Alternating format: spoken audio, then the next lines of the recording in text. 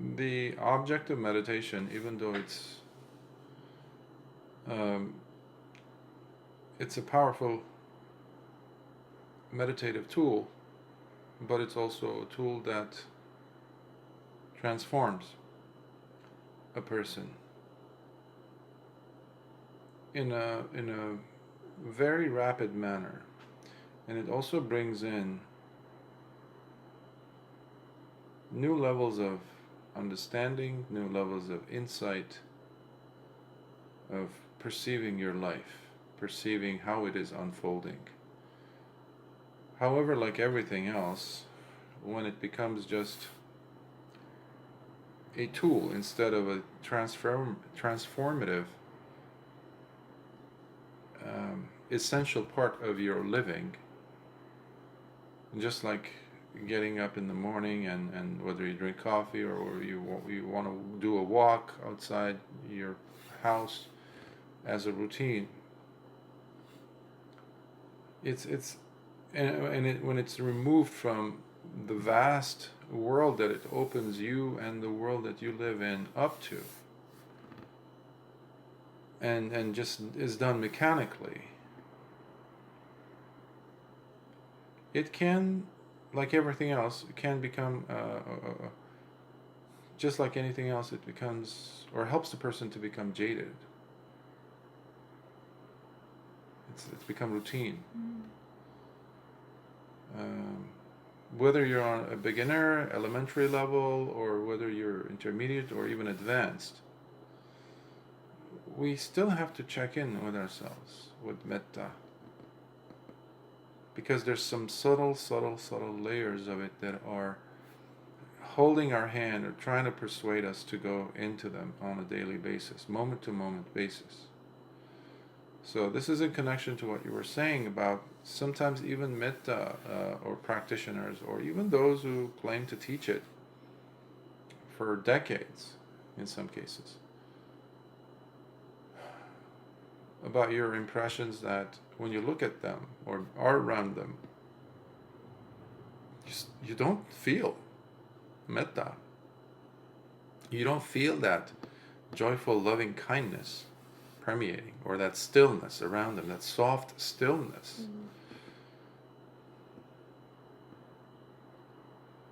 That when it is there, it is like giving you like an internal shower for the mind, your central nervous system. And when you leave their presence, you definitely feel. This is not some, science fiction or something like that, or something that you read about in a fiction book. This is real. So now, even though a person might say or might be practicing metta, however, it's not showing on their face, in their behavior, that's also a telltale sign that something is not being done properly. And in this case, the metta is not being applied in that person's life, I would say diligently or faithfully. It's that quintessential image of you get a cup of muddy water, and if you hold it, what happens? In this case, in this context, I'm actually presenting it in a negative way, meaning usually that's something that we use, that analogy or example we use to calm the mind down if you just let it stay. So now I'm actually using that analogy in the form of what happens to the mud. So if it's dirty, the water is dirty, you're going to clearly see a thick layer, a cake of mud being there. So perhaps I should have used another analogy, but basically the essence of it is the same. What I'm trying to say is that the permeation of metta in the person's life gets stagnant. That's the noun I'm looking for, stagnation. So, and metta is not a stagnant phenomenon. It is moving. It is like the sun. It's always moving from one moment to the next. Now, when I say that, I have to also add that metta is just one part of the Brahmaviharas. And many people get confused. I've seen this in retreats, I've seen this in real life, where people think they get stuck on, oh, if you're practicing metta, then you're going to practice just metta. Well, that's not how it works. And you have to be practicing this to see it in real life. Now, as meditation teacher, I will guide the student by giving them a tool of metta, for example, if they want to use another, or if their level of experiencing the jhanas is requiring me to give them another tool, let's say joy or equanimity, etc., I will do so. However,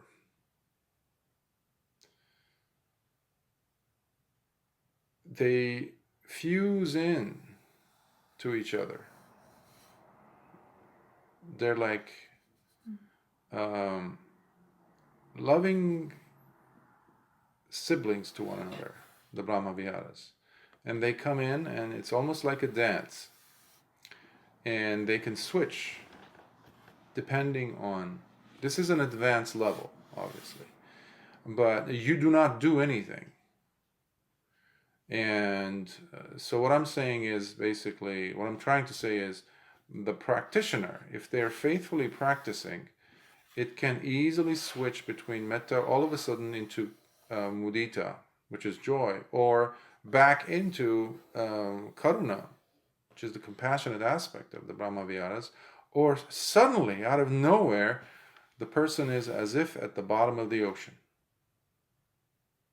Deep, deep ocean. And there is equanimity. Now, at that point, the critical mind can come in, or the habitual mind can come in and say, hey, what is this? What state are we in? This is not metta. Metta is supposed to be a little bit more, there's radiating, there's this a little bit uplifted, there's some movement, but there isn't. That's okay. So my job as a teacher is to help the meditator understand these and guide them through it, because these are very crucial for a teacher to understand where the meditator is, so that we can actually help them on the journey. And no, it cannot be done through books. After a certain stage, you cannot, unless you have extreme amounts of merits and Brahmaviharas, and especially on the path. So I always discourage people, but at least I encourage them. I discourage them from trying to do this whole journey on their own through books or something, but I encourage them to go ahead and find themselves and do the research, and don't worry, if you have done the work, the teacher will appear. Now the question is, will you have the audacity, the honesty, and acceptability to see where you are at as nakedly as possible, and see the importance of the teacher on your journey? I mean, if you're a teacher already, you shouldn't even have that question in your mind, right? Because of the very fact that you are not awakened yet.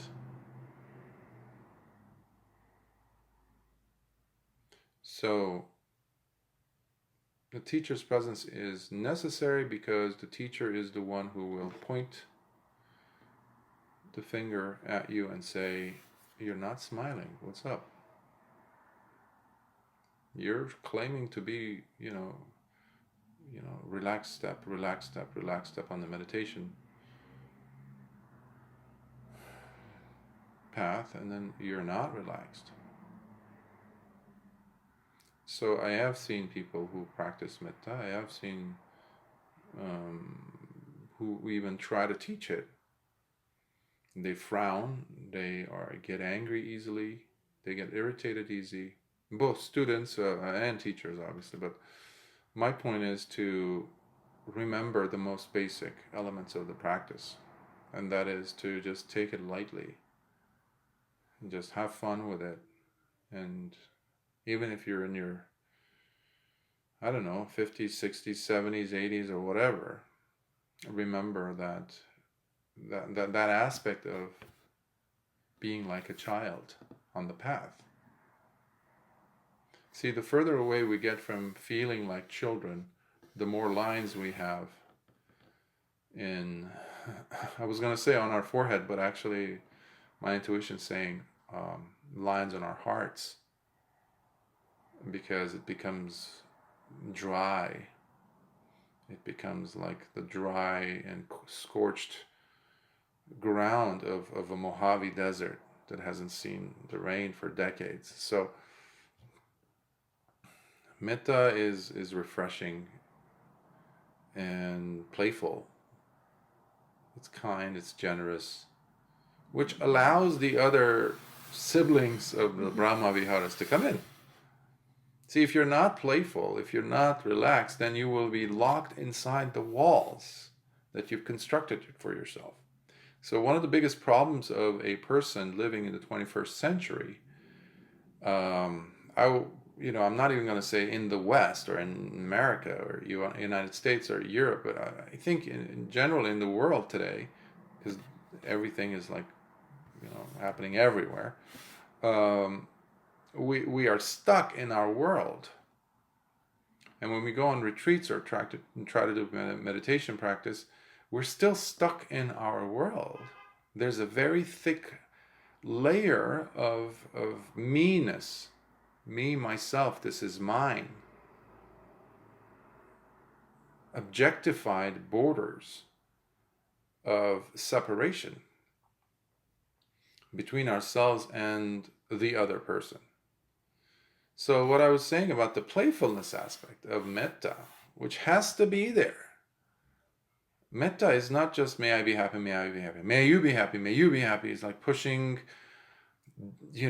dead, thick, I don't know, some protoplasm through space far away from you so that the other person can find themselves in that space of quote-unquote goodwill and benevolence and kindness and loving, friendliness or loving kindness. And somehow they're going to be happy. Well, first of all, was I even happy when I was sending this big mountain of something? No, it has nothing to do with metta. First we have to experience it within ourselves. The loving kindness, the spaciousness that we are trying to send to someone else has to be first experienced by the radiator, by the sender, by the person. So if I am tense, if I am tight, if I am serious, I have this much time, so I have to practice metta. Okay. It's already doomed. You won't be able to do much metta, because by the time that you're going to be done, the only relief is the fact that you spent 30 minutes and it's like, yes, time's up. Okay, I can stop now. You didn't practice metta whatsoever. So the element of playfulness, remembering, obviously you have to know all the steps to it, which is mentioned other places that have spoken on this. It has to be there. The playfulness has to be there. And that is what also will show the transparency, the porous quality of these so-called objectified walls that we have around us.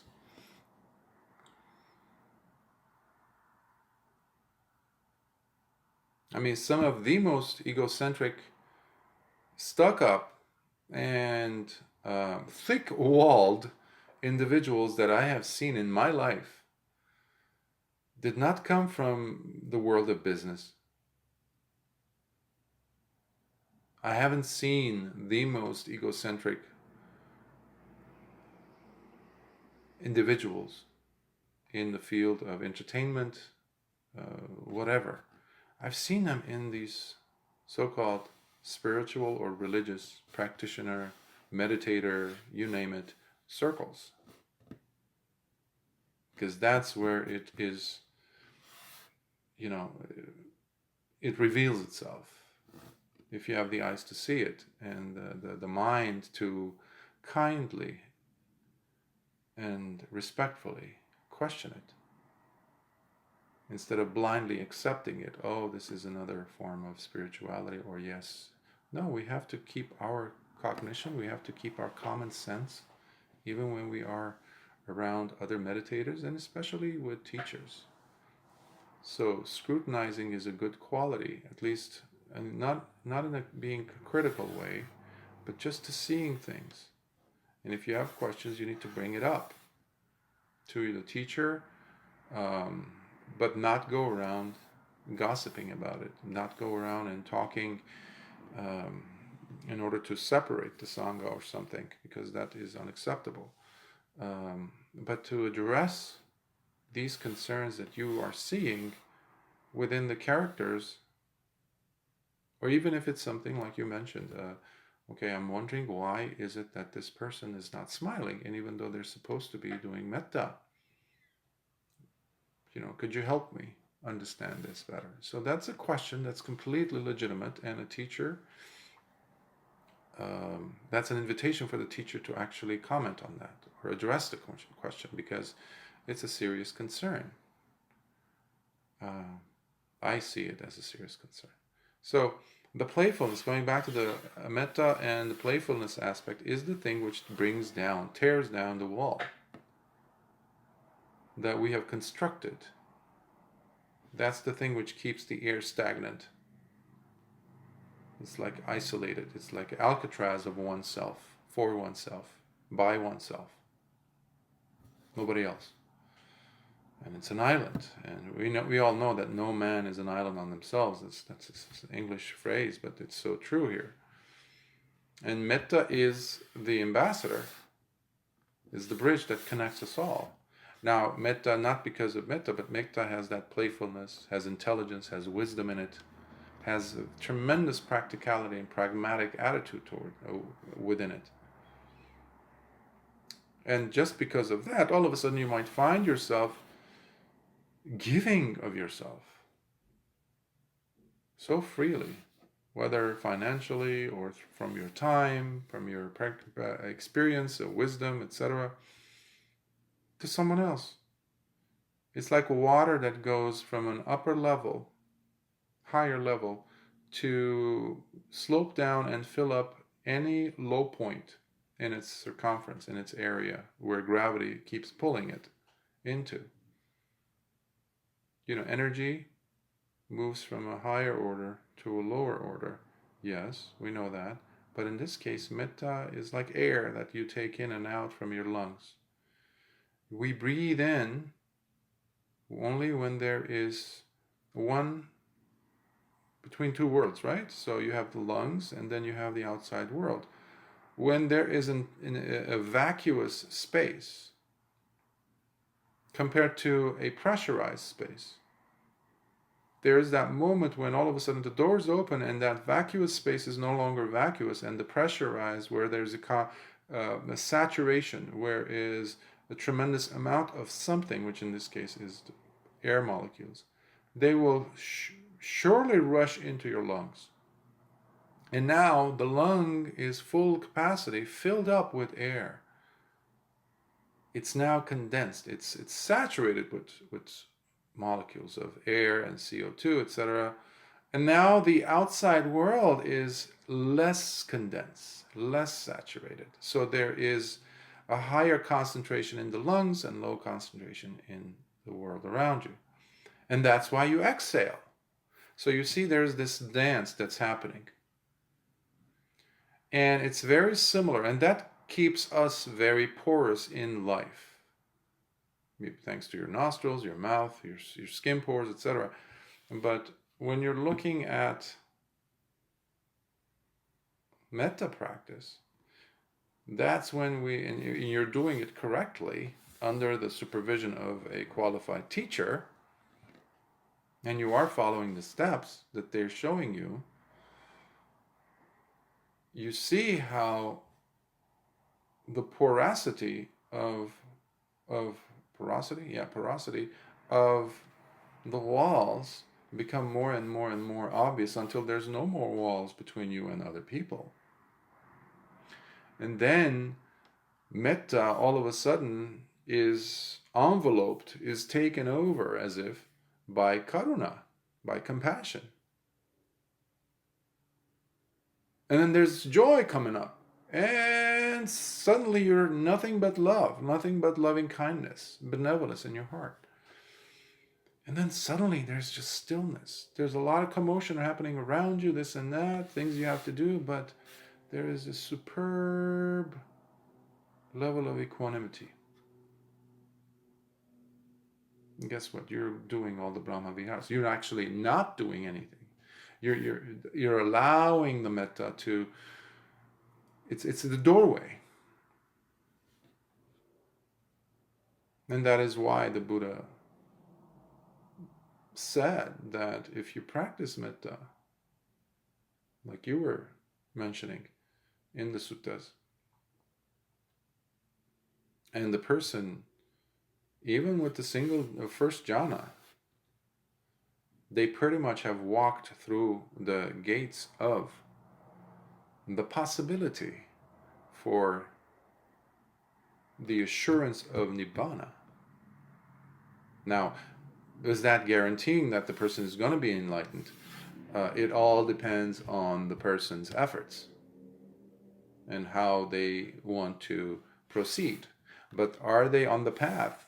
Can they go towards becoming, let's say, at least a first stager, like a sotapanna, stream enter? That's locked in, by the way. So from the first jhana, it's not the same thing. However, the first jhana allows a person to get on the path as far as them experiencing full-on Nibbana. First stage, second, third, and fourth. And the Buddha's words go something like, if a person practices metta properly and experiences the first jhana through it, that person will never come into a mother's womb again. That means you have cut the bond to samsara, at least to lower realms, including the earth, including human birth, which means at least becoming an anagami, which is a non-returner, or an arahant. So that is like the crown jewel of the Buddhist path. So always checking in about, what you're seeing. I mean, you're using the six sense doors to perceive the world, but those can also lead you to ask questions about, okay, is what I'm seeing coherent with what Dhamma that I've studied and I am learning is? Is it coherent with it? And questions are always invited by legitimate teachers, including questions about the teacher's behavior. And the Buddha gave us permission to do that. I've had teachers in the past where they were stunned that I was asking questions about their behavior, for example. And they were stunned that how is it possible that a student is asking me? I am their teacher after all. They're not supposed to. And I gently and and compassionately and with humility, I addressed that remark by bringing in a statement from the Buddha himself, to go ahead and even scrutinize the Buddha himself, the teacher, the king of the Dhamma. So if the Buddha said, hey, go ahead and look at my behavior, if it doesn't go well with the Dhamma and the Vinaya, there's something wrong that you see, you need to bring it up to me, bring it to my attention so we can address it properly. That's the standard that he set up all teachers against.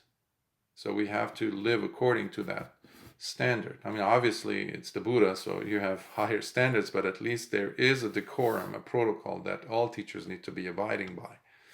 And one of the things is basically the playfulness, I would say. The smiling, the relaxation, and then just, laughing at yourself. I've seen that in some teachers, which is wonderful. Does that answer your question? You're welcome.